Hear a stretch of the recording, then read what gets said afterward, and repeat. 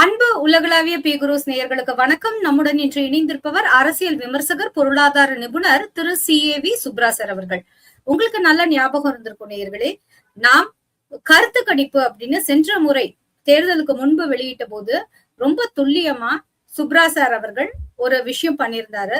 2 சர்வேயை எடுத்து அவர் அனாலிசிஸ் பண்ணும்போது கண்டிப்பா இந்த முறை வாக்கு சதவீதம் 85 நெருங்கும், 85 கிராஸ் செய்தாலும் ஆச்சரியப்படுவதற்கு இல்லை அப்படின்னு கரெக்டா துல்லியமா அந்த நம்பர்ஸ சொன்னாரு. அதேதான் இந்த முறை வாக்கு சதவீதம் நமக்கு எடுத்து காட்டியது அப்படிங்கறத நான் இங்க சொல்ல கடமைப்பட்டிருக்கேன். சார் வணக்கம் சார், உங்களை வரவேற்பதில் பெருமிதம் அடைகிறோம். வணக்கம். வணக்கம் சும்மா. Yes sir. சார் சொல்லுங்க, வாக்கு சதவீதம் நீங்க சொன்னது போலவே இருந்துச்சா, இல்லைன்னா இன்னுமே கூட அதிகமா எதிர்பார்த்தீங்களா சார்? இல்ல, அதிகமா எதிர்பார்த்தோம், ஆனா அந்த அளவுக்கு வரல. ஏன்னா உங்களுக்கு தெரியும், எல்லா மாநிலங்கள்லயும் SIR வந்ததுக்கு அப்புறம் அந்த ஓட் பேஸ் குறைஞ்சதுனால ஒரு 10% உயர்ந்த மாதிரி நமக்கு தோற்றத்தை அளிக்கிறது. ஆனா அது உண்மையான இது கிடையாது. ஆக்சுவலா பர்சன்டேஜ் நமக்கு பேஸ் குறைஞ்சிடுச்சுன்னா பர்சன்டேஜ் ஜாஸ்தி ஆகும். நம்ம இது எப்பவுமே நம்ம டபுள் டிஜிட் க்ரோத்னு சொல்லுவாங்க பார்த்தீங்க இல்லையா, அதுக்கே நம்ம கவுண்டர் இதுதான் கொடுத்துருக்கோம் நம்ம. ஸோ பேஸ் கம்மியா இருக்கும்போது சதவிகிதம் ஜாஸ்தியா இருக்கும். அப்சல்யூட் நம்பர்ஸ் எவ்வளவு இன்க்ரீஸ் ஆயிருக்கு, எவ்வளவு பேர் போன தேர்தலுக்கும் இந்த தேர்தலுக்கும் அதிகப்படியாக வெளியில வாக்களித்திருக்கிறார்கள், இது ரெண்டுத்தையும் தனியா பார்க்கணும் நம்ம. ஸோ பர்சன்டேஜ் நம்ம சொன்ன மாதிரி, ஏன்னா அந்த ஒரு கிட்டத்தட்ட ஒரு 90 லட்சம் வாக்காளர்கள் நீக்கப்பட்டு 25 லட்சம் வாக்காளர்களை உள்ள சேர்த்து நெட்டா ஒரு 65 லட்சம் வாக்காளர்களை ஆட் பண்ணி ரிமூவ் பண்ணிலாம் பண்ணாங்க இல்லையா. ஸோ அதுல பாத்தீங்கன்னா நமக்கு கிட்டத்தட்ட ஒரு 80.5% போன வாட்டி வாக்களித்தவர்களே இந்த வாட்டி வாக்களித்தால் 80.5 வரும்னு சொன்னோம். அதை தாண்டி ஒரு 3% 3 அல்லது 4% ஆன்டி இன்கம்பன்சிக்கு வரும்னு சொன்னோம். ஆன்டி இன்கம்பன்சி பிளஸ் தி நியூ எமர்ஜிங் பார்ட்டி இருக்கிறாங்க பார்த்தீங்களா, அவர்களால வருவதற்கான வாய்ப்புகள் இருக்குன்னு சொன்னோம். அதுதான் 85%, 85.15%, 85.3ன்றாங்க. அந்த ரேஞ்சில தான் விழுந்திருக்கு. ஸோ மக்கள் ஏன்னா என்ன ஒரு பார்க்கணும் இதுலன்னா, இதுலயும் கிட்டத்தட்ட இப்பயும் ஒரு 25 லட்சம் மக்கள் அதிகப்படியாக வாக்களித்திருக்கிறார்கள். போன வாட்டியும் 2021 அப்ப என்ன சொன்னாங்க, ஆன்டி இன்கம்பன்சி, அதனால அதிமுக வீட்டுக்கு அனுப்பணுன்றதுக்காக தான் மக்கள் வாக்களித்தார்கள் சொன்னா, அப்பயும் பார்த்தீங்கன்னா ஒரு 27 லட்சம் வாக்காளர்கள் இது ஆட்சிக்கு எதிராக மனப்பான்மை இருக்குன்னு சொல்லிட்டு வாக்களித்தார்கள் சொன்னாங்க. இப்ப அதுதான் ரிப்பீட் ஆயிருக்கு. ஸோ நீங்க பர்சன்டேஜை தள்ளி வச்சுட்டு கூட இந்த அப்சல்யூட் வாக்காளர்கள் இருக்காங்க பார்த்தீங்க இல்லையா, ஏன்னா உடனே இப்ப புது வாக்காளர்கள், அப்பயும் புது வாக்காளர்கள் இருந்தாங்க, இப்பயும் புது வாக்காளர்கள் இருப்பாங்க. அப்பயும் இறந்து போனவர்கள் அவங்க பட்டியலில் நீக்கப்படுவாங்க. ஸோ SIRனு தனி எக்ஸசைஸ். பட் ஜென்ரலா பீப்புள் ரிமூவ் ஃப்ரம் இது ஓட்டர்ஸ் லிஸ்ட் டெத்னாலேயோ இல்ல புதிதாக சேர்க்கப்படுது 18 வயதுக்கு அப்புறம் சேர்க்கப்படுறது நடந்து கொண்டு தான் இருந்தது. ஸோ அப்படி பார்க்கும்போது போன வாட்டி கிட்டத்தட்ட ஒரு 27 லட்சம் வாக்காளர்கள் புதிதாக வாக்களித்தார்கள், இன்க்ரீஸ் பண்ணி வாக்களித்தார்கள். புதுசுன்னு சொல்ல முடியாது, புதுசும் சேர்த்து முன்னாடியே வாக்களிக்காதவர்கள் கூட திருப்பி வாக்களித்திருப்பாங்க. அது மாதிரி இப்பயும் அதே ரேஞ்சில தான் 25 லட்சம் வாக்காளர்கள் இன்க்ரீஸ் ஆக வாக்களித்திருக்கிறார். கிட்டத்தட்ட 4.88 crores நினைக்கிறேன், அந்த இதுல இருக்குன்னு நினைக்கிறேன்.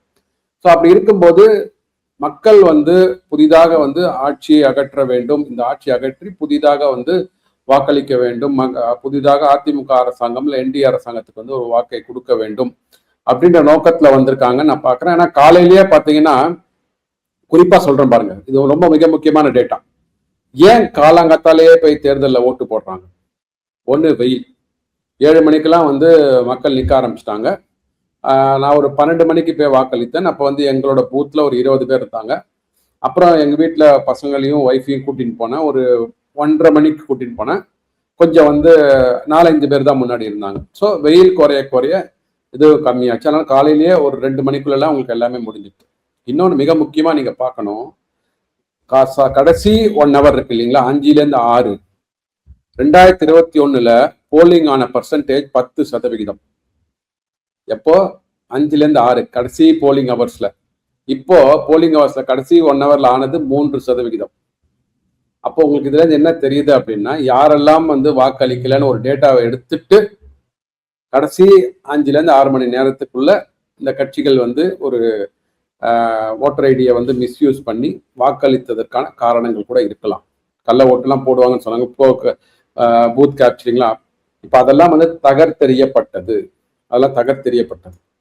ஏன் உங்களுக்கு இப்போ ஆன் ஆவரேஜ் 85% ஒரு 9 மணி நேர தேர்தல் நினைக்கிறேன், எனக்கு தெரிஞ்ச ஞாபகம் சரியா 9 மணி 7லேருந்து 6 வரைக்கும் 11 மணி நேரத்தை வச்சுக்கோங்களேன். 11 அப்படின்னு சொன்னா ஆன் ஆவரேஜ் கிட்டத்தட்ட வந்து உங்களுக்கு ஒரு 8%, 8லேருந்து 10%க்குள்ள ஆன் ஆவரேஜ் ஒரு ஹவர்ல போல் ஆகணும். ஏன் வந்து 3% மட்டும் போலாச்சு? ஆனா போன வாட்டி 10% போலாச்சு. அதாவது 78% போன வாட்டி மொத்தம். ஆனா 10% கடைசி 1 ஹவர்ல போலாயிருக்கு. அப்ப மக்கள் வந்து கடைசியில தான் வாக்களிக்க வராங்களா? இல்லையே. அப்ப ஏதோ ஒன்று அங்க வந்து லெஜிட்டிமேட்டா நடக்காம இருந்திருக்குது. அதுதான் இப்ப அது தடுக்கப்பட்டிருக்குது. ஸோ அது வந்து யாருக்கு சாதகம் அப்படின்னு பண்ணா மக்களுக்கு சாதகம். ஸோ மக்களுக்கு வந்து யாரெல்லாம் வந்து எஸ் மொத்தமே ஒரு 6-5 ஓட்டு கள்ள ஓட்டு நடந்திருக்குன்னு சொல்றாங்க. அதாவது எவ்வளவு நீங்க வந்து 5 கோடி மக்கள் வாக்களிக்கிற இதுல வந்து வெறும் 5-6 இல்லைங்களா? அது கூட அவங்களுக்கு வந்து முன்கூட்டியே வந்து போட்டு போயிட்டாங்கன்னு சொன்னாங்க. அவங்க அதை சேலஞ்ச் பண்ணிருக்கிறாங்க. ஓகே, அதுவும் வந்து வெளியில வந்துடும். ஸோ அதனால முதல்ல எலெக்ஷன் கமிஷன் ஆஃப் இந்தியா வந்து நம்ம பாராட்ட வேண்டும். அது ஸ்டேட் எலெக்ஷன் கமிஷனாக இருக்கட்டும், இல்லை சென்ட்ரல் எலெக்ஷன் கமிஷனாக இருக்கட்டும், இருவரும் சேர்ந்து நல்ல திறம்பட நடத்தி இருக்கிறாங்க. ஸோ மக்கள் யாரெல்லாம் வாக்களிக்கணும்னு நினைச்சாங்களோ அவங்களாம் வாக்களித்திருக்கிறார்கள். யாருக்கு வாக்களிக்க வேண்டுமோ அவர்களுக்கு வாக்களித்திருக்கிறார்கள். யாருக்கு வாக்களித்திருக்கிறார்கள் என்பது மே 4ஆம் தேதி நமக்கு வந்து விடை தெரிய ஆரம்பிக்கும். சார், நீங்க ரொம்ப அழகா ஒரு டேட்டா எங்களுக்கு கொடுத்துட்டீங்க. யாருக்கு வாக்களிக்கணும்னு நினைச்சிருக்காங்க, யாரெல்லாம் வாக்களிக்கணும்னு நினைச்சிருக்காங்கன்னு 2 விதமா சொல்லியிருக்கீங்க. ஆனா இந்த புதிய வாக்காளர்கள்ல இருந்து போலிங் இன்க்ரீஸ் ஆனதுக்கு ரீசனே தாவேகா தான் அப்படின்னு தாவேகாவினுடைய தலைவர் விஜய் வந்து கிளைம் பண்றாரு. சோ அவர் என்ன சொல்றாருன்னா, இந்த அளவு இளைஞர்களை வீட்டை விட்டு வெளியே வந்து இவ்வளவு போலிங் ஆயிருக்குன்னா ஒரு மாற்றம் வேண்டியதான். அதுக்கு முக்கிய காரணம் தாவேகா தான். தாவேகாவுக்கு தான் தன்னால் மட்டுமே இந்த அளவு போலிங்க ரீச் பண்ணப்பட்டிருக்கு அப்படிங்கிற ஒரு அறிக்கை கொடுக்குறாரு. இது ஒண்ணு நீங்க எனக்கு சொல்லணும். இதை தாண்டி தாவேகாவுக்கு யாரு வந்து தாவேகா யாருடைய வாக்கை எடுக்கிறது அப்படிங்கறதையும் ஒரு உங்களுடைய பார்வையில சொல்லுங்க சார். நான் ஆக்சுவலா அந்த என்னோட முதல் கொஸ்டின் நான் ஆன்சர்லேயே சொல்லிட்டேன். அதாவது 27 லட்சம் வாக்காளர்கள் போன வாட்டி 2016 2021 வாக்களித்திருக்கிறார். பார்த்தீங்களா? போன தேர்தலில் 27 லட்சம் வாக்காளர்கள் அடிஷனலா வாக்களித்திருக்கிறார்கள். ஒரு எக்ஸாம்பிள் சொல்றேன் பாருங்க. 2016 ஒரு 4.2 கோடி மக்கள் வாக்களித்திருக்கிறார்கள் என்றால் 2021 4.47 வாக்களித்திருக்கிறார். 4.6 ஆக்சுவலா 4.6 நம்ம ரொம்ப ப்ரிசைஸா சொல்லுவோமே, 4.3 கோடி வாக்காளர்கள் வந்து 2016 வாக்களித்திருக்கிறார்கள் என்றால் 4.7 கோடி மக்கள் 2021 வாக்களித்திருக்கிறார்கள். ரைட்டுங்களா? இப்போ வந்து 4.6. ஸோ 4.6 அப்படியே ஒரு 25 லட்சம் கூடி 4.88 27-28 லட்சம் கூடி இருக்கு. ஸோ அப்பையும் ஆன் ஆவரேஜ் 26 லட்சம் வாக்காளர்கள் புதிதாக வந்து வாக்களித்திருக்கிறார்கள். புதிதாக நீங்க புது வாக்காளர் நினைச்சிடக்கூடாது, அடிஷனலா வாக்களித்து இருக்கிறார்கள். அவங்க வந்து ஏற்கனவே வாக்குரிமை பெற்றவர்களா இருப்பாங்க. ஸோ புதிதாக வந்து இந்த வாட்டி நம்ம மாற்றம் தேவை, இல்லை இந்த கட்சிக்கு ஓட்டு போடுறேன்னு சொல்லிட்டு போட்டிருப்பாங்க.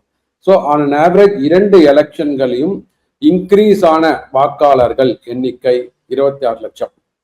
இதுல எங்க வந்து விஜய் வந்ததுனால போட்டிருக்காங்கன்னு சொல்லுங்க நீங்க. சரிங்களா? சரி, விஜய் வந்திருக்கா போட்டிருக்கா அப்படின்னு சொன்னா அப்போ உங்களுக்கு நான் சொன்னபடியே 81% ஏற்கனவே ரிவைஸ்டு பேஸ்ல போன வாக்காளர்கள் போட்டாலே உங்களுக்கு வந்துடும். அப்போ ஒரு அடிஷ்னலா ஒரு 3.5% தான் வந்திருக்குது. நம்ம வந்து எல்லா இதுலையும் பார்த்துருப்போம். எங்கெல்லாம் வந்து ஆட்சிக்கு எதிராக ஒரு மனப்பான்மை இருக்கிறதோ 4-5% வந்து வாக்கு சதவிகிதம் உயரும். இதை நம்ம எல்லாத்துலயும் பார்த்துருக்கோம். ஸோ ஆட்சிக்கு எதிரான மனப்பான்மை இருக்கு அப்படின்னா இருக்கின்ற திராவிட முன்னேற்ற கழகத்துக்கு போட மாட்டாங்க. ஓகே, ஏற்கனவே ஆண்டவர்கள் அவர்கள் வந்து தமிழகத்தை ஆண்டிருக்கிறாங்க. அவங்க முன்னாள் தலைவர்கள் ஆண்டிருக்கிறாங்க. இப்ப இருக்கிற எடப்பாடி எதிர்கட்சி தலைவர் அவரும் ஆண்டிருக்கிறாரு. ஸோ அவர்களுக்கு வந்து இவர்களுக்கு தான் வாக்களிப்பார்களே தவிர புதிதாக வருகின்ற கட்சிக்கு வாக்களிப்பாங்களா அப்படின்னு கேட்டீங்கன்னா டவுட். சரி, ஓகே, வாக்களித்திருக்கிறாங்க, உங்களோட இதை வச்சுக்கோங்களேன், வாக்களித்திருக்கலாம் வச்சுக்கோங்களேன். இப்போ புதுசா சேர்ந்தவங்க வந்து 27 லட்சம் தான். அப்போ உங்களோட ஓட் பேங்க் நீங்க கிளைம் பண்ண போறது வெறும் 5% தானே, ரஃப்லி 5% மட்டும் தானே. நாங்க அதுக்கு மேலே கொடுக்குறோம்.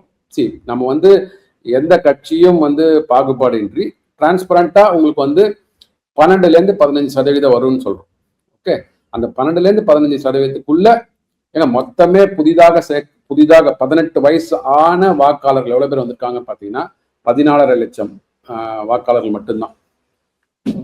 ஸோ 14 லட்சம் வாக்காளர்களை தாண்டி உங்களுக்கு இன்னொரு 13 லட்சம் வாக்காளர்கள் வாக்களித்து இருக்கிறாங்கன்னா அப்ப இங்க ஆட்சி மாற்றம் வேணும்னு சொல்லிட்டு தான் எல்லாம் போடுறாங்க. ரைட்டுங்களா? நம்ம உலக நாயகனே மாற்றம் வரும்னு சொல்லிட்டு போயிட்டார் அவரு இல்லையா? அவர் வந்து தெரிஞ்சு சொன்னாரா தெரியாம சொன்னாரா ஒன்றும் தெரியல, நமக்கு புரியல. ஏன்னா எப்பவுமே அவர் பேசுறது புரியாது. அது மாதிரி இதுலயும் வந்தது மாற்றம் வரும்னு சொல்லிட்டு போயிட்டார் அவரு.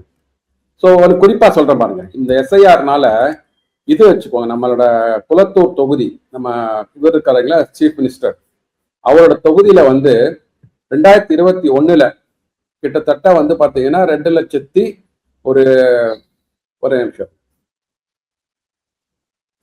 81,000 வாக்குகள் இருந்தது 2021. அதுல வந்து 73,000 வாக்குகள், 74,000 வாக்குகள் வச்சுக்கோங்களேன். ஸோ 74,000 வாக்குகளை வந்து நீக்கிவிட்டு கிட்டத்தட்ட 2,07,000 வாக்குகள் 26 வந்தது. போன வாட்டி போலான வாக்குகள் 1,73,000, இந்த வாட்டி போலான வாக்குகள் 1,78,000, 4,000 வாக்குகள் வந்து மக்கள் அதிகமா போட்டிருக்காங்க, 4,661. ஸோ இதுல என்ன தெரியுது அப்படின்னா, போன வாட்டி அந்த கிட்டத்தட்ட என்ன வாக்குகள்லாம் காலியாச்சோ அதெல்லாம் உண்மையிலேயே அங்க இல்லாத வாக்காளர்கள், இல்லைன்னா புலம்பெயர்ந்தவர்கள், இல்லைன்னா அங்க இருக்கிறதா கணக்கு காமிச்சுட்டு கள்ள ஓட்டு போடுவதற்காக தயாரிக்கப்பட்ட ஒரு இதுன்னு வச்சுக்கலாம், பட்டியல்னு வச்சுக்கலாம். புரியுதுங்களா? இப்ப அழகா கொண்டு வந்துட்டாங்களா உங்களுக்கு? ஸோ இதுல தான் நம்ம என்ன சொல்றோம், நம்ம வந்து குறைக்கப்பட்ட வாக்காளர்கள் பேஸ் இருந்தாலும் அதே அளவுக்கு மக்கள், அதையும் தாண்டி ஒரு 25 லட்சம் மக்கள் வந்து வாக்கு போட்டிருக்காங்க அப்படின்ற போது இது வந்து ஆட்சிக்கு எதிரான மனப்பான்மை இருக்குது. அப்கோர்ஸ் புது இவர் வந்திருக்கிறாரு, அவருக்கு வந்து ஒரு 10-12% வருவதற்கான வாய்ப்புகள். இதுதான் வந்து இப்படிதான் நம்ம ரெண்டு பிரிச்சு பார்க்கணும். இன்னொன்னு 234 தொகுதிகள்லயும் விஜய் அப்படின்னு சொன்னீங்க அப்படின்னா, இது வந்து அவர் போனதே பரப்புரைக்கு போனதே எனக்கு தெரிஞ்ச ஒரு 8 மாவட்டத்தை தான் போயிருக்கிறார். 38 மாவட்டங்கள் இருக்கிற தமிழ்நாட்டுல வந்து இன்னைக்கு நம்ம எல்லாம் நினைச்சிருக்கோம்னா சோசியல் மீடியால வர்ற எல்லா பதிவுகளும் வந்து எல்லா ஊருக்கு போனாவே நமக்கு தெரியற மாதிரி காமிக்கிறாங்க தவிர, பட் ஒரு 8 மாவட்டங்கள் தான் அவர் போயிருக்கிறார். ஸோ எப்படி வந்து இன்னர் ரூரல் ஏரியாஸ்க்குலாம் எப்படி போயிருப்பாருன்னு நமக்கு தெரியல. இன்னர் ரூரல் ஏரியாஸ்க்கு போனது எப்படி, அங்க போய் மக்களை ரீச் பண்றது எப்படி, அங்க யார் கேண்டிடேட்னா அவங்களுக்கு தெரியாது. அந்த அளவுக்கு வந்து இதா இருக்கு. பட் டைம் இல்லை அவங்களுக்கு. பூத் லெவல் அவங்க வந்து கேண்டிடேட்ஸ் போய் ரீச் பண்ணணும். பூத் லெவல்ல வந்து அவங்களுக்கு வந்து வாலண்டியர்ஸ் இருக்கிறாங்களா, பூத் லெவல்ல வந்து ஆபீசர்ஸ் இருக்கிறாங்களா, அவங்களோட கட்சி சார்ந்த அந்த வாலண்டியர்ஸ் இருப்பாங்க பார்த்தீங்களா, அவங்க இருக்காங்களா. அதுக்கப்புறம் தான் நீங்க வந்து பூத் லெவல்ல போயிட்டு அங்க வார்டு லெவல்ல போயிட்டு நீங்க வந்து இது பண்ண முடியும். அது வந்து அந்த இன்ஃப்ராஸ்ட்ரக்சர் கண்டிப்பாக இந்த 3 வருடங்களை அவங்களால டெவலப் பண்றதுமான்னு தெரியாது. எஸ், ரசிகர்கள் இருந்தாங்க, அவரை பிடிக்கும் அப்படின்னா ஒரு 200 ரூபாய் கொடுத்து படம் பார்த்துக்கலாம், அது ஒன்றும் தப்பு இல்லை. ஆனா அதற்காக வந்து வாக்களித்து அவரை வந்து ஆட்சியில் அமர வைப்பாங்கன்னு சொல்லிட்டு இவர் ஆசைப்படுறதும் வந்து எனக்கு கொஞ்சம் அதீதம். அண்ட் இவர் கூட இருக்கிற அந்த விசிலடிச்சான் குஞ்சுகள் இருக்காங்க இல்லையா, அவங்க ஆசைப்படுறது கொஞ்சம் அதீதமா தான் இருக்குன்னு பாக்குறேன். சார், ரிசல்ட்ட ஓரளவு உங்களால கணிக்க முடியுதா, இல்ல நெருங்கி வர முடியுதா?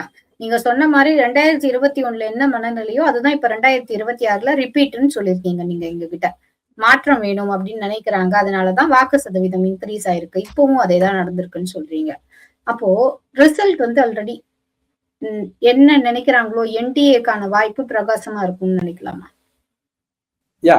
நம்ம கணிச்சது வந்து ரொம்ப கன்சர்வேட்டிவா கணிச்சோம். நம்ம இப்போ முன்னாடி பேசும்போது 116 120 சீட்டு வந்து அதிமுக கூட்டணி என்டிஏ கூட்டணிக்கு வரும் அப்படின்னு சொல்லிட்டு நம்ம இந்த இதெல்லாம் வந்து போலிங் நடக்கிறதுக்கு முன்னாடி எல்லாம் நம்ம அதை பேசினோம். ஸோ எனிவேர் பிட்வீன் ஒரு 130 வச்சுக்கோங்களேன். ஸோ என்னோட கன்சர்வேட்டிவ் எஸ்டிமேட் வந்து எல்லாருமே வந்து இந்த ரேஞ்சில் தான் சொல்லிட்டு இருக்காங்க. எல்லாருமே அனைத்து சஃபாலஜிஸ்டும் பார்த்தீங்கன்னா 120 140 ஒரு என்டிஏ கூட்டணி வருவதற்கான வாய்ப்புகள் இருக்கு அப்படின்னு சொல்றாங்க. 122 125 சில பேர் 140. ஸோ அந்த டைரக்ஷன் தெரியறது நமக்கு. ஸோ நமக்கு வந்து நீங்க சொல்ற மாதிரி இது வந்து கணிக்க முடியாத தேர்தலாக தான் எல்லாருமே வந்து சொன்னா கூட, பட் எதை நோக்கி போகிறது அப்படின்றது வந்து நம்மளால வந்து கணிக்க முடியும். அந்த டைரக்ஷன் தெரியறது. எந்த சஃபாலஜிஸ்டும் வந்து திமுகவுக்கு வந்து மெஜாரிட்டி கிடைச்சிரும் அப்படின்னு சொல்லலை.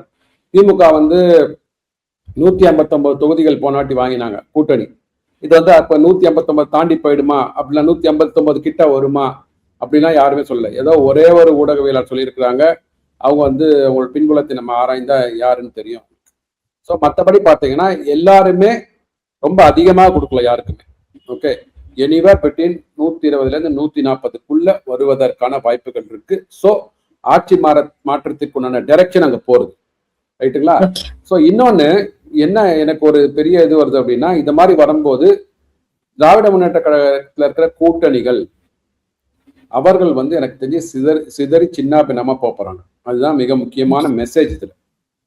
அங்க புதிதாக சேர்ந்த அந்நியார், அப்புறமா நம்ம அறிவாலயத்தை வந்து டார்ச் லைட்டா உடைச்சாரு அவரு.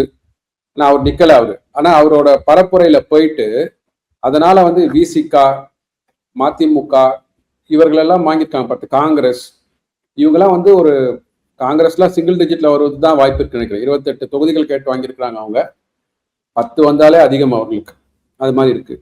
அந்நியாருக்கு ஒரு 2 சீட்டு கிடைக்கும்னு நினைக்கிறேன்.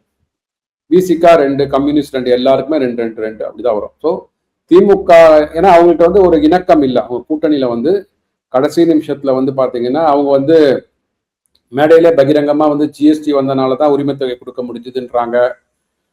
இங்க வந்து ஒன்னே ஒண்ணுதாங்க சட்டம் ஒழுங்கு பாலியல் அப்படின்னு அடிக்கிட்டே போறாங்க. பெண்களுக்கு எதிரான வன்புணர்வு இதெல்லாம் ஜாஸ்தி ஆயிட்டு இருக்கு, இது மட்டும் அண்ணன் சரி பண்ணணும்ன்றாங்க.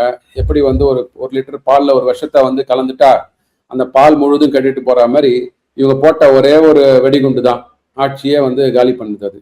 ஸோ இதை மாதிரி பார்த்தீங்கன்னா இணக்கமே இல்லாத ஒரு கூட்டணியில இருக்கும்போது தொண்டர்கள் வந்து கீழே முன்னாடி எல்லாம் பார்த்தீங்கன்னா திமுக இருக்கிற தொண்டர்கள் இறங்கி வேலை செய்வாங்க எந்த கட்சியினார் கூட்டணி கட்சியினர் போது. அது வந்து இந்த வாட்டி வந்து ஒரு தொய்வா இருக்கு. அவங்களுக்குள்ளேயே வந்து பிரச்சனை இருக்கு. நம்ம தாம்பரத்துல பாத்தீங்கன்னா போட்ட வேட்பாளர் வந்து சரியில்லைன்னு சொல்லிட்டு டிஆர் பாலு அவங்க அலுவலகத்துல போயிட்டு வந்து திமுக கட்சிக்காரர்களே தர்ணா பண்ணியிருக்காங்க.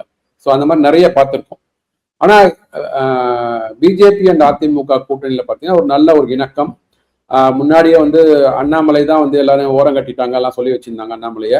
இப்ப அவர் வந்து நாட்டின் நலம் முக்கியம், தமிழ்நாட்டின் நலன் முக்கியம்னு வந்து ஒரு லாஸ்ட் 2 months பார்த்தீங்கன்னா வந்து இரவு பகல் பாராத ஒரு பயங்கர கேம்பெயின். ஸோ அதுல வந்து we are able to see the நல்ல ஒரு இது வைப்ரேஷன். ஸோ இதெல்லாம் பார்த்தீங்கன்னா கரெக்டா ஒரு நல்ல ஒரு ட்ரெண்டை கொடுத்துருக்கு, பாசிட்டிவ் டைரக்ஷன். ஸோ இதுல ஒண்ணு நாம் தமிழர் அவர் எங்க காணாம போனான்னு தெரியல பாவம். ஏன்னா அவர் வந்து 8% 8.5% வச்சிருந்தாரு. அவருக்கும் ஒரு பெரிய டேமேஜ் ஆக இருப்பதற்கான வாய்ப்புகள் இருக்கு. ஸோ திமுக வந்து ஒரு 70 அல்லது 80 சீட்டுகளை நோக்கி போகும். இவங்களுக்கு வந்து ஒரு 4 சீட்டு கிடைத்தால் அதிகம் தாவேக்காக்கு எனக்கு தெரிஞ்சு. நாம் தமிழருக்கு வாய்ப்பில்லை, ராஜா தான். சார், மேற்கு வங்கத்துல வாக்கு சதவீதம் எதை சொல்லுது? முதல் கட்ட வாக்கு சதவீதம் அனைத்து மாநிலங்கள்லயும் நடந்த தேர்தல பாத்தீங்கன்னா ஒரு 10% போன தேர்தலை காட்டிலும் இந்த தேர்தல உயர்ந்து வந்திருக்கு. ஸோ அது மிக முக்கியமான காரணம்னு பாத்தீங்கன்னா நமக்கு வந்து இதுதான் எஸ்ஐஆர் தான். எஸ்ஐஆர்ல வந்து உங்களுக்கு இது இன்க்ரீஸ் ஆயிருக்கு உங்களுக்கு. ஸோ குறிப்பா வெஸ்ட் பெங்கால சொல்றேன் பாருங்களேன். போன வாட்டி வந்து 81.47% வந்து டோட்டல் போலிங். அதாவது அப்ப வந்து 7 கோடி மக்கள் இருந்தாங்க இல்லைங்களா, அனைத்து எல்லா ஃபேஸஸையும் கூட்டி சொல்றேன். 81% வச்சுக்கோங்களேன். 81% வந்து வாக்கு பதிவு இருந்தது. இப்போ ஒரு ஃபேஸ்லயே உங்களுக்கு வந்து 91.79 92% வச்சுக்கோங்க. ஸோ கிட்டத்தட்ட ஒரு 10.5%, 10.3 டு பி ப்ரிசைஸ், 10.3% உயர்ந்திருக்கு. ஸோ நம்ம தமிழ்நாட்டிலேயே அதான் பார்த்தோம் நம்ம. ஸோ அப்படி உயரும் போது உங்களுக்கு வந்து இது வந்து ஒன்று எஸ்ஐஆர்ல நீக்கப்பட்ட பெயர்கள் எல்லாம் உண்மையிலேயே அந்த பட்டியலில் அவங்களுக்கு இருக்கக்கூடாது அப்படின்றது வந்து உணர்த்தி இருக்கு நமக்கு. அது தாண்டி வந்து பார்த்தீங்கன்னா ஒரு 3 அல்லது 4% வந்து ஆட்சிக்கு எதிரான மனப்பான்மை இருக்கும், அந்த லோக்கல் எம்எல்ஏக்களுக்கு உண்டான மனப்பான்மை இருக்கும். ஸோ அப்படி இருக்கும்போது இது வந்து கண்டிப்பா இன்னும் ஒரு பெருந்திரளாக வருகின்ற ஃபேஸ் 2 29 நடக்க போகுது இல்லைங்களா, அதுலயும் இதே மாதிரியான ஒரு 92% வாக்குப்பதிவு நடவதற்கான வாய்ப்புகள் இருக்கு. ஏன்னா இப்ப அதுக்கப்புறம் மோடி அவர்களோட பிரச்சாரமா இருக்கு. ஸோ 92 93 தொட்டாலும் அது வந்து அதிசயம் இல்லை. சார், 110 இப்போதே வெற்றி, 110 இப்போதே வெற்றி அப்படின்னு சொல்லியிருக்காரு அமித்ஷா அவர்கள். இதை நீங்க எப்படி பாக்குறீங்க? வங்கதேசம் கண்டிப்பாக பாஜகவுக்கு கை கொடுக்குமா? இல்ல இப்ப அதுல பாத்தீங்கன்னா அவங்களே வந்து முன்னாடியே தேர்தலுக்கு முந்தைய ஒரு 6 மாசத்துக்கு முன்னாடி உள்ள கருத்து கணிப்பு எல்லாமே என்ன சொன்னாங்கன்னா ஒரு ட்ரிபிள் டிஜிட்டை நோக்கி பாஜக போயிடும், 100 தாண்டி விடும், கண்டிப்பாக வெகு சுலபமாக 100 தொகுதிகளை வந்து ஈஸியா தாண்டிடும் அப்படின்னு தான் சொல்லியிருக்காங்க அவங்க. அதுக்கப்புறம் அங்க உள்ள காரியகர்த்தா பண்ண வேலைகள், அதுக்கப்புறம் வந்து மேற்கு வங்காளத்துல இப்ப நடந்து கொண்டிருக்க அடக்குமுறைகள், அந்த மேடம் பாத்தீங்கன்னா வந்து ஒரு ஃபைல ஒரு ஆஃபீஸ்க்குள்ள போயிட்டு ஏதோ விசாரணை நடந்துட்டு இருக்கு, அந்த விசாரணை ஆஃபீஸ்க்குள்ளேயே நுழைந்து அந்த ஃபைல் எல்லாம் வந்து லேப்டாப்லாம் எடுத்துன்னு போறாங்க. அந்த அளவுக்கு வந்து அடக்குமுறை. அதுவும் யாரு chief minister of West Bengal இவ்வளவு வந்து இது பண்றாங்க அப்படின்ற போது அங்க வந்து என்ன ஆட்சி நடக்குது. அதான் வந்து மோடி அவர்கள் என்ன சொன்னாருன்னா மே 4க்கு அப்புறம் வந்து அங்க வந்து குண்டாஸ்கள் வந்து ஒழிக்கப்பட்டு விடுவார்கள். அவர் சொன்னது என்ன அப்படின்னா, ஆனா நிறைய திருச்சிலாம் பேசினாங்க வச்சுக்கோங்க. அதாவது சட்டம் ஒழுங்கு வெகு வெகு மோசமாக வெகு வெகு வெகு மோசமாக சீர்குலைந்து இருக்கிறது. ஓகே, இதுல வந்து யார் நம்பர் 1 யார் நம்பர் 2 அப்படின்றத வந்து ஒரு ரேங்கிங் வைக்கணும் அப்படின்னா கண்டிப்பா west Bengal number 1, Tamil Nadu number 2, அதுல வந்து இது மாற்று கருத்து இல்லை. ஸோ அப்படி இருக்கும்போது வெஸ்ட் பெங்கால்ல வந்து அந்த அளவுக்கு வந்து கட்டுக்கடங்காம வன்முறை இருக்கிறதுனால அவர் சொன்னாரு மே 4க்கு அப்புறம் குண்டாஸ் எல்லாம் ஒழிக்கப்பட்டு விடுவார்கள். குண்டாஸ்கள் கட்சி தலைவர்களா கூட இருக்கலாம், இல்ல சாதாரண மக்களா கூட இருக்கலாம். ஸோ அதற்கு வந்து அதுதான் மெயினா. ஸோ அதெல்லாம் வந்து ஒடுக்கப்பட்டு விடும், அந்த மெசேஜ் கொடுத்துருக்குறாரு. ஸோ மக்களுக்கு வந்து ஒரு நம்பிக்கை வந்துடும். இந்த நம்பிக்கையின் அடிப்படையில 91.5% வாக்கு வந்திருக்கு. அதுவே அப்படியே கண்டினியூ ஆகும். கண்டிப்பாக ஆட்சிக்கு எதிரான மனப்பான்மை அங்க அதிகமாக இருக்கிறது. சார், தொடர்ந்து வரும் கருத்து கணிப்புகளாக இருக்கட்டும், இல்லைன்னா பொதுமக்களுக்கான மனநிலையாக இருக்கட்டும், இந்த மாற்றம் வேண்டும் அப்படிங்கிறதுக்கான ஒரு எண்ணத்தை எப்பவுமே மனசுல வச்சுட்டே தான் இருந்திருக்காங்க. பொதுவாகவே தமிழக அரசியல் வந்து இவர் ஜெயிக்கணும்னு ஓட்டு போட்டதை தாண்டி இவங்க ஜெயிக்க கூடாதுன்னு ஓட்டு போட்டுதான் அடுத்தவங்க வந்து ஜெயிக்கிறத நம்ம பாக்குறோம். இர்ரெஸ்பெக்டிவ் ஆஃப் மக்களுடைய மனநிலை ஏன் வந்து இந்த 3வது சக்திக்கு, இது வரைக்கும் 3வது சக்தி எவ்வளவோ தடவை வந்திருக்காங்க நம்ம தமிழ்நாட்டுல. பாமக ஒரு 3வது சக்தியாக வந்தது, அதற்கு ஆதரவு கொடுத்தாங்க. நாம் தமிழர் அப்படிதான் வந்தாங்க, அதற்கு ஆதரவு கொடுத்தாங்க. இப்ப அதே மாதிரி தாவேகா வந்திருக்கு. பட் இந்த தாவேகாவுக்கு ஏன் இவ்வளவு ஒரு வரவேற்புன்னு நீங்க பாக்குறீங்க உங்களுடைய அனுபவத்துல? அது வாக்குகளா மாறுமாங்கிறது அடுத்த விஷயம். ஜென்ரலா ஒரு வரவேற்பு, எந்த 3வது மாற்று சக்திக்கும் இல்லாத ஒரு வரவேற்பு. இல்ல ஏன் அப்படின்னா அவர் எனக்கு தெரிஞ்சு ஒரு தொடர்ந்து ஒரு 35-40 வருடங்களாக கலைத்துறையில இருக்கிறாங்க. ஸோ கலைத்துறையில பாத்தீங்கன்னா அது அவருக்கு வந்து ஃபேன் பேஸ், ரசிகர்களோட இதுன்னு பார்த்தீங்கன்னா ஏஜ்ன்னு பார்த்தீங்கன்னா சின்ன குழந்தையிலேருந்து ஒரு 50 வயசு இருக்கிற குறிப்பா பெண்மணிகள். ஆண்கள் எவ்வளவு பேர் இருப்பாங்கன்னு எனக்கு தெரியல, ஏன்னா ஆண்கள்ல வந்து 30-40 வயசு தாண்டினதுக்கு அப்புறம் அவருக்கு உண்டான ஃபேன் பேஸ் இருக்குமான்னு எனக்கு தெரியல. பட் ஏன்னா இவர் நடித்த காலம், முதல்ல நடிக்க ஆரம்பிச்ச காலத்திலேருந்து அந்த 1990s அந்த காலகட்டத்திலேருந்து அவரை பார்த்திருக்கிற பெண்மணிகளா இருக்கட்டும், இல்ல வந்து ஆண்களாக இருக்கட்டும், இல்ல அதுக்கப்புறம் அவரு அந்த பசங்க அப்படியே சின்ன சின்ன பசங்களாம் வந்து படத்தை பார்த்து வளர்ந்து வந்திருக்கிறாங்க பாத்தீங்களா. அதுல வந்து ஒரு ஈர்ப்பு வந்து கண்டிப்பாக மற்ற நடிகர்களை விட இவருக்கு அந்த ஈர்ப்பு இருக்கு. ஏன் அப்படின்னு பாத்தீங்கன்னா இப்ப சமீபமா, அதாவது இவரோட ஜெனரேஷன்ல இருந்து யாருமே வந்து தேர்தலுக்கு வரல எனக்கு தெரிஞ்சு. நம்ம சொல்றதெல்லாம் வந்து உலக நாயகன் அரசியல் களத்துக்கு வரல. உலக நாயகன்லாம் வந்து 70 வயசு, அவருக்கு 72 வயசு ஆக போறது. அவரு ரஜினிகாந்தாக இருக்கட்டும், அந்த காலத்துல பாக்கியராஜா இருக்கட்டும், டி ராஜேந்தர் எல்லாம் வந்து எஸ்டர் ஜெனரேஷன்ஸ். ஓகே, சோ அதனால இந்த காலகட்டத்துல யாருமே வரல. வந்திருந்தாங்கன்னா ஒருவேளை நமக்கு வந்து தெரிஞ்சிருக்கலாம், ஓகே அவங்களுக்கு உண்டான மாஸ் எப்படி இருந்திருக்கும் தெரிஞ்சிருக்கலாம். பட் அது வராததுனால அதுவும் ஒரு எதிர்பார்ப்பு இளைஞர்கள் மத்தியில. ஸோ அந்த எதிர்பார்ப்பு வந்து அப்படியே ரசிகர்கள் வந்து தொண்டர்களாக மாறி விடுவார்கள் அப்படின்ற ஒரு எதிர்பார்ப்பு இருக்கிறதுனால தான் ஒரு ஹைப்பும் இருக்கு நமக்கு. அந்த ஹைப் வந்து கண்டிப்பா வந்து எப்படி வந்து வாக்குகளாக மாறப்போகுது. ஏன்னா சரி, நீங்க தேர்தல வர்றதுன்னு ஒண்ணு, இப்போ என்ன புதுமாரியாக பண்ண போறீங்கன்னு கேட்டதுக்கு வந்து பெருசா நான் பண்ண போறேன்னு சொல்லிட்டு ஆட்சியிலும் பங்கு அதிகாரத்திலையும் பங்குன்னாரு. யாரா வந்தாதானே பங்கு கொடுக்க முடியும். நீங்க விட்டுடுங்க, மக்கள் நம்புறாங்களோ நம்பலையோ விட்டுடுங்க. எதிர்கட்சிகள்னா திமுக அல்லாத எதிர்கட்சிகள் வந்து உங்களை நம்பலையே. உங்களை நம்பியிருந்தாங்கன்னா ஏதாவது ஒரு கட்சி வந்து உங்களோட கூட்டணியில வச்சிருப்பாங்கல்ல. ஏன்னா அவர்களுக்கும் வந்து ஆட்சியில வரணும்னு தானே அவங்களுக்கு ஆசை இருக்கு. இன்னொன்னு நீங்க தான் முதலமைச்சர் சொல்லிட்டீங்க. அப்படி இருக்கும்போது உங்க கூட வந்து இருந்தால், உங்களை அவர்கள் நம்பி இருந்தால், இப்ப நம்ம தமிழகத்துல வந்து 6 முனை போட்டி நம்ம சொல்லுவோம். என்டிஏ கூட்டணி, திமுக கூட்டணி, நாம் தமிழர், விஜய், அப்புறம் இந்த தமிழக வாழ்வுரிமை கட்சி, வேல்முருகன் அவர் தொடங்கியது, அப்புறம் வந்து இவங்க சசிகலா மேடம் வந்து ராமதாஸ் ஐயா. சோ அந்த 6 பேர் இருக்கிறாங்கல்ல, 6 கூட்டணி இருந்தது இல்ல, அதுல வந்து உங்களை விட்டுடுங்க. ஸோ மீதி 5, நாம் தமிழர் விட்டுடுங்க 4. இந்த 4 கூட்டணியில வந்து ஒரு கட்சியாவது உங்களை வந்து அப்ரோச் பண்ணிருக்கணும்ல. அப்ப அவர்களே உங்களை புறக்கணிக்கிறார்கள் என்றால் அவர்களோட தொண்டர்கள் உங்களை புறக்கணிப்பாங்கல்ல. அவர்கள் அந்த கட்சி தலைவர்கள் உங்களை வந்து புறக்கணிச்சுட்டாங்க, தொண்டர்களும் புறக்கணிப்பாங்க. ஸோ இங்க இருக்கிற நியூட்ரல் ஓட்டர்ஸ் மட்டும்தான் உங்களுக்கு வந்து வாக்காளர்களாக மாறுவதற்கு வாய்ப்பு இருக்கு. ஸோ அதுதான் வந்து ஒரு 10-12% இருக்குமே தவிர மற்றபடி இருக்கிறதுக்கு வாய்ப்பு இல்லை. அதுவும் நீங்க இப்போ அந்த வாக்குறுதிலாம் பண்ணீங்கன்னா அப்படியே இந்த 2 கூட்டணி கட்சிகள் கொடுத்த வாக்குறுதி தான் அப்படியே வந்து நீங்க என்ஹான்ஸ் பண்ணி கொடுத்துருக்கீங்க, புதிதாக ஒண்ணு சொல்லலை. சரி, அவங்க தான் வந்து கொடுக்கல, நீங்க என்ன ரெவென்யூ கொண்டு வர போறீங்கன்னு சொல்லியிருக்கீங்களா? ரெவென்யூ ஆப்டிமைசேஷன் என்ன கொண்டு வர போறீங்கன்னு சொல்லியிருக்கீங்களா? அவங்க வந்து மதுபானத்தை வந்து இது பண்றாங்க, கடன் வாங்குறாங்கன்னு சொல்றீங்க. அதற்கு மாற்றாக இப்போ ஏன்னா 2 கட்சிகளும் 50-60 வருடங்கள் ஆண்டு கொண்டிருக்கிறார்கள். அப்படி இருக்கும்போது நீங்க புதுசா வரீங்க அப்படின்னா என்ன புது மாதிரியான ஒரு தேர்தல் அறிக்கையை கொடுத்து மக்களை கவரப் போகிறீர்கள் அப்படின்றதுக்கு ஒரு மெசேஜும் இல்லை. ஸோ அதனால வந்து இது திருப்பியும் வந்து அதே ரூட்ல போகும். எப்படி வந்து ஒரு 4 சீட்டு வரும்னு தான் எல்லாரும் எதிர்பார்க்கறாங்க. 4-8 மேக்சிமம் 8 கொடுத்துருக்குறாங்க சில ஊடகங்கள்ல. அதை வைத்துக்கொண்டு இவர்கள் வந்து எப்படி சட்டமன்றத்துல மக்களின் குரலாக எதிரொலிக்க போகிறார்கள், அதுதான் மிக முக்கியமானது. அதை பொறுத்து தான் வருகின்ற 2029 எப்படி நிற்பாங்கன்னு தெரியல.